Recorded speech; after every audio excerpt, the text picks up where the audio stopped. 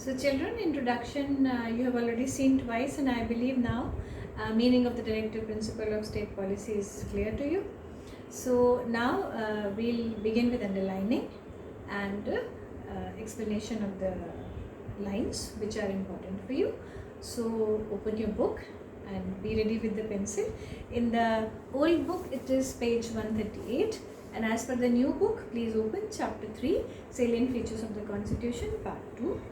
And the most important line which we have over here, first line, please underline: the directive principles are the guidelines to be followed by the government in the governance of the country. Underline this.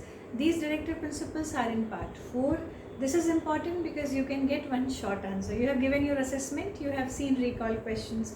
So those 1 mark question in civics, they form such questions. Like you can be asked, what do we mean by directive principles of state policy? Just now you have underlined the definition.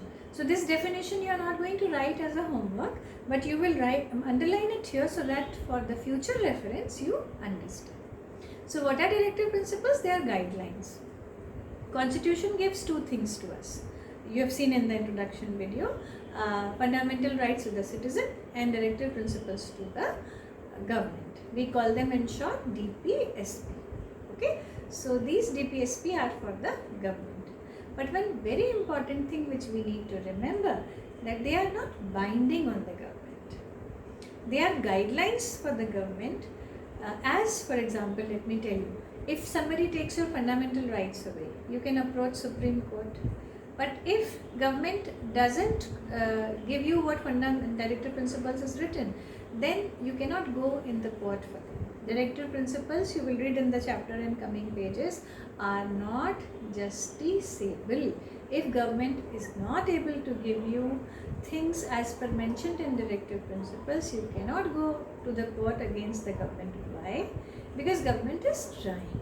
Government can't do everything together. And why were they made, these directive principles? So that political, social and economic justice could be done to the people. So this definition you have underlined. I am reading it again. Please read with me. The directive principles are the guidelines to be followed by the government in the governance of the country. And in part 4 of the constitution, article 36 to 51, underline, these directive principles are mentioned.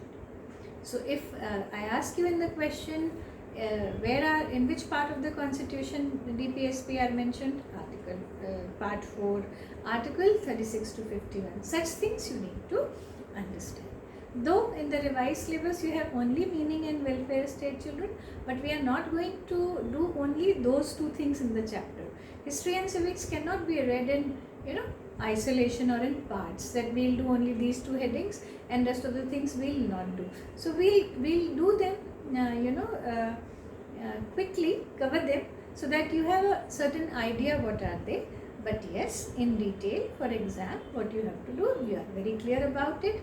You have given 2 assessments in this manner only. So now you are clear about it.